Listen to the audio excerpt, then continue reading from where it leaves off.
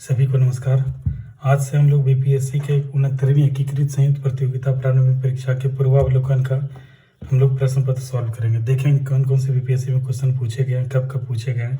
आज उसी पे हम लोग फिजिक्स से साइंस से स्टार्ट करते हैं। जैसे देखिए साइंस में अगर बात करें हम लोग तो साइंस में जैसे फर्स्ट क्वेश्चन है ये भौतिक विज्ञान फिजिक्स में, जो कि 65 में पूछा गया था। विद्युत धारा की इकाई क्या है? तो हम लोग जानते हैं विद्युत धारा की इकाई क्या होती है, एम्पियर। और एम्पियर, 1 एम्पियर बराबर होता है 1 कूलम प्रति सेकेंड, और यह एक अदिश राशि है। नेक्स्ट, निम्न तत्वों में से किसमें न्यूट्रॉन नहीं होता? तो हम लोग जानते हैं हाइड्रोजन में न्यूट्रॉन नहीं होता है। हाइड्रोजन का परमाणु क्रमांक कितना होता है? 1 होता है। साधारण हाइड्रोजन समस्थानिक में कोई न्यूट्रॉन नहीं होता है। साधारण हाइड्रोजन समस्थानिक प्रोटियम में कोई न्यूट्रॉन नहीं होता है, ये हम लोग ध्यान रखेंगे। नेक्स्ट एक क्वेश्चन है कि एंगस्ट्रॉम किसकी इकाई है? तो तरंग दैर्घ्य का मापन किस में होता है? एंगस्ट्रॉम में होता है, और 1 एंगस्ट्रॉम बराबर 10⁻⁻10 मीटर। प्रकाश वर्ष, ये हम लोग सब जानते हैं कि दूरी का मात्रक है प्रकाश, ये पूछा गया था 66वीं बीपीएससी जो कि 2020 में आयोजित किया गया था। प्रकाश वर्ष किसकी इकाई है? तो हम लोग देखते हैं प्रकाश वर्ष किसकी इकाई है, दूरी की। और 1 प्रकाश वर्ष बराबर 9.46 × 10⁻15 मीटर, नहीं तो 9.46 × 10⁻12 किलोमीटर। तो आप लोग ध्यान रखेंगे, ये बिहार दरोगा में भी ये क्वेश्चन पूछा गया था। क्वेश्चन ये है कि घड़ी में प्रयोग होने वाले कार्ड्स क्रिस्टल होते हैं, किसके होते हैं? तो इसको हम लोग देख लेंगे। ये होते हैं जर्मेनियम ऑक्साइड के। घड़ी में प्रयोग होने वाले कार्ड्स क्रिस्टल सिलिकॉन डाइऑक्साइड यानी SiO2 के होते हैं। क्रिस्टल का प्रयोग रेडियो टेलीविजन में भी किया जाता है, ध्यान रखें हम लोग क्रिस्टल का प्रयोग। कौन सी मूल भौतिक राशि नहीं है? तो हम लोग देखते हैं विद्युत धारा। देखिए, लंबाई, द्रव्यमान, समय, ताप, विद्युत धारा, ज्योति तीव्रता तथा पदार्थ का परिमाण, ये क्या है? 7 मूल भौतिक राशियां हैं। तो हम लोग देखते हैं कि बल, वेग, कार्य, ये सब क्या है? नहीं है, लेकिन क्या है कि भौतिक विद्युत धारा है, भौतिक राशियां। ओम मीटर किसका मात्रक है? प्रतिरोधकता का मात्रक है। प्रतिरोधकता, इसकी इकाई ओम मीटर कहलाती है। नेक्स्ट हम लोग देखते हैं। देखिए फिर से हमने जैसे क्वेश्चन पढ़ा था, फिर से देखिए वो क्वेश्चन रिपीट हो गया। प्रकाश वर्ष किसकी इकाई? जो कि 66वीं बीपीएससी में पूछा गया, और पहले प्रकाश वर्ष 66वीं में पहले भी पूछा गया था एग्जाम में। तो प्रकाश वर्ष हम लोग पढ़ चुके, दूरी की इकाई है। प्रकाश वर्ष 1 वर्ष में तय की गई दूरी को एक प्रकाश वर्ष कहते हैं। एक प्रकाश बराबर हमने बात किया 9.46 × 10⁻15 मीटर, या फिर 9.46 × 10⁻12 किलोमीटर। ओके, हर्ट्ज में क्या मापा जाता है? आवृत्ति की इकाई है हर्ट्ज। आवृत्ति का एसआई मात्रक क्या है? हर्ट्ज। हर्ट्ज में आवृत्ति को मापा जाता है, और सामान्य मनुष्य कितना 20,000 हर्ट्ज से 20,000 हर्ट्ज तक की आवृत्ति की ध्वनि सुनने में सक्षम होता है, ध्यान रखेंगे। वही क्वेश्चन देखिए रिपीट हो गया फिर से, 64वीं में आया था, 65वीं में आया। आवृत्ति को मापा जाता है किसमें? हर्ट्ज में। विद्युत शक्ति की इकाई क्या होती है? वाट। क्या होती है? विद्युत शक्ति की इकाई एसआई मात्रक क्या होता है? वाट, ध्यान रखेंगे। विद्युत शक्ति, वो से विद्युत, वो से वाट। चलिए नेक्स्ट देखते हैं। दृश्य स्पेक्ट्रम के तरंगदैर्घ्य की सीमा कितनी होती है? तो इसकी सीमा होती है 7800 एंगस्ट्रॉम से 8200 एंगस्ट्रॉम, ये देखिए। और सामान्य तौर पे क्या होता है कि एनसीईआरटी पुस्तक में इसकी सीमा 400 से 700 नैनोमीटर लिखा गया है, हम लोग इसको भी ध्यान रखेंगे। देखिए यहाँ आ गया।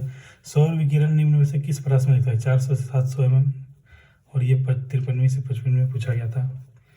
देखिए आर्द्रता, इसका हम लोग सब जानते हैं हाइग्रोमीटर किसमें होता है? आर्द्रता किस उपकरण से मापी जाती है? हाइग्रोमीटर, जो कि 64वीं बीपीएससी में 2018 में पूछा गया था। चलिए नेक्स्ट क्वेश्चन देखते हैं। दाब की इकाई क्या है? न्यूटन प्रति वर्ग मीटर या न्यूटन प्रति मीटर स्क्वायर, आप लोग ध्यान रखेंगे, जिसको क्या कहते हैं? पास्कल भी। दाब की इकाई क्या है? न्यूटन प्रति वर्ग मीटर या न्यूटन प्रति मीटर स्क्वायर।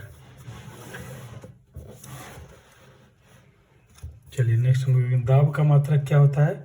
क्या होता है यहाँ हम लोग देखें, दाब के मात्रक होता है न्यूटन प्रति मीटर स्क्वायर। तो यहाँ न्यूटन प्रति मीटर स्क्वायर नहीं है, ये क्वेश्चन मैंने भी गलत कर दिया था, ये ऑप्शन मुझे ध्यान नहीं रहा और मार दिया था मैं कन्फ्यूजन में। नेक्स्ट क्वेश्चन देखते हैं। निम्न में कौन सी अदिश राशि है?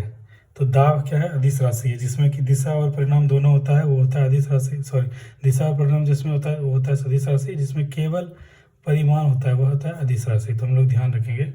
तो दाब क्या है? एक अदिश राशि है। जैसे एक फॉर्मूला याद किया था उसका, दाल आता है, आवेग, संवेग, ये सब जो है। चलिए नेक्स्ट देखते हैं। निम्नलिखित में से कौन सी सदिश राशि नहीं है, यानी कि अदिश राशि है और गति क्या है, अदिश राशि है। चलिए नेक्स्ट देखते हैं। यदि धरती की घूमने की गति घूर्णन बढ़ा दी जाए तो घूर्णन रेखा पे पिंड का वजन क्या होगा, घट जाएगा। घूमने की गति अगर बढ़ जाएगी तो, और यही दोगुनी हो जाएगी तो ये 1/4 हो जाएगा। कह रहा है किसी परिक्रमण करने वाले निकाय पे भूमध्य रेखा पर अपकेंद्रीय बल सेंट्रीफ्यूगल फोर्स कार्य करता है, ये ध्यान रखना है कि जो कि गुरुत्वाकर्षण बल के विरुद्ध कार्य करता है। सेंट्रीफ्यूगल फोर्स अपकेंद्रीय बल, जिसके भूमध्य रेखा व्यक्ति के भार में कमी दर्ज की जाती है। और यहाँ पर जो है भूमध्य रेखा पे कमी हो जाती है और यहाँ पे ध्रुव में भार होता है। क्वेश्चन है निम्नलिखित में से किस राशि का मात्रक नहीं है। तो हम लोग देखे विकृति का मात्रक नहीं है। तो विकृति एक विमाहीन राशि है, अर्थात इसका कोई मात्रक नहीं होता। नेक्स्ट देखते हैं। निम्नलिखित में से किस तरीके से 1 वोल्ट व्यक्त किया जा सकता है, 1 जूल प्रति कूलम से।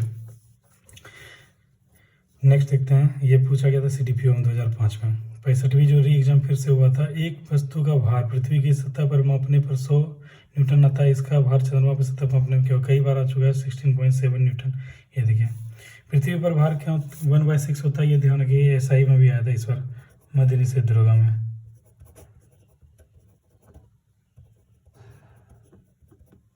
सही कथन चुनिए। हम लोग जानते हैं लाल, देखिए जैसे कि ये क्वेश्चन सपोज आ गया 64वीं में पूछा गया था ये क्वेश्चन। एक हम लोग को स्टेटमेंट जानना है कि लाल रंग का तरंग दैर्घ्य क्या होता है, ज़्यादा होता है, और क्या होता है बैगनी रंग का कम होता है, सबसे कम होता है। और जिसका तरंग दैर्घ्य ज़्यादा होगा परिकीर्णन कम होगा। तो इसके हिसाब से देखते हैं कि लाल रंग का क्या होगा, लाल प्रकाश तरंग दैर्घ्य ज़्यादा होगा और बैगनी प्रकाश से ज़्यादा होगा। देखिए बैगनी रंग का तरंग दैर्घ्य सबसे कम होता है और आवृत्ति सबसे अधिक। उसी तरह से लाल रंग का तरंग दैर्घ्य क्या होगा, सबसे अधिक और आवृत्ति न्यूनतम। उसमें मैंने दूसरा वो कह दिया था। तरंग दैर्घ्य का हम लोग देखेंगे कि आवृत्ति क्या होता है, न्यूनतम होता है लाल रंग का। इतना ध्यान रखना, एक स्टेटमेंट ध्यान रखिए। लाल रंग का तरंग दैर्घ्य जब सबसे अधिक होता है तो क्या होगा, आवृत्ति न्यूनतम। उसी तरह से बैगनी रंग का तरंग दैर्घ्य क्या होगा, सबसे कम होगा तो आवृत्ति सबसे अधिक होगा। ठीक है नेक्स्ट आते हैं। जब दिन में पानी पर साबुन की फिल्म दिखाई देती है तो यह सुंदर फिल्म क्या दिखाती है, इस घटना का कारण क्या है। यह है प्रकाश का व्यतिकरण। इसके कारण से इंटरफेरेंस के कारण से अनेक रंगों की ओर सुंदर दिखाई देते हैं पानी पर साबुन की फिल्म। नेक्स्ट देखते हैं हम लोग। एक परमाणु के केंद्र में धनावेशित हिस्सा होता है, क्या होता है, न्यूक्लियस होता है। और न्यूक्लियस में क्या होता है, प्रोटॉन और न्यूट्रॉन होता है। प्रोटॉन में क्या होता है, धनावेशित होता है, और न्यूट्रॉन क्या होता है, उदासीन होता है। देखिए प्रोटॉन धनात्मक आवेश युक्त मूलभूत कारण है तथा न्यूट्रॉन उदासीन होता है, जिस कारण नाभिक क्या होता है, धनावेशित होता है। और जैसे कि प्रोटॉन की खोज की थी गोल्डस्टीन ने और न्यूट्रॉन की चैडविक, और इलेक्ट्रॉन की खोज की थी थॉमसन ने।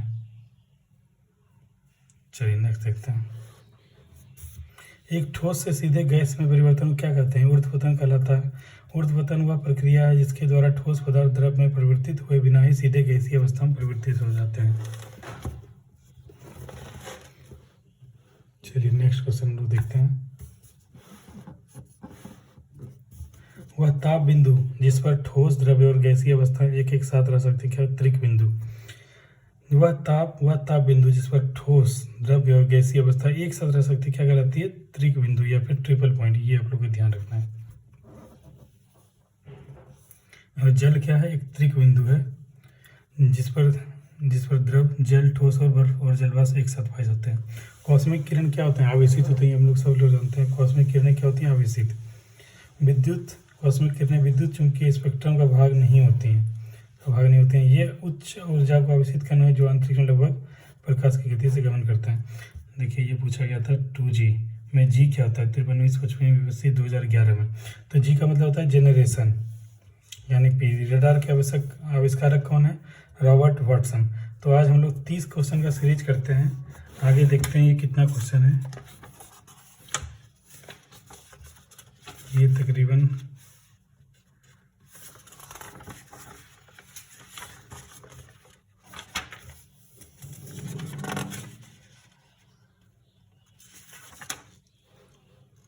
ये फिजिक्स का है, 165 क्वेश्चन है। तो कोशिश करेंगे 5 वीडियो हम लोग डाल के इसको कंप्लीट करते हैं। तो अभी 30 क्वेश्चन का सेट किया, अगली बार फिर से 30 का करते हैं। Okay thank you.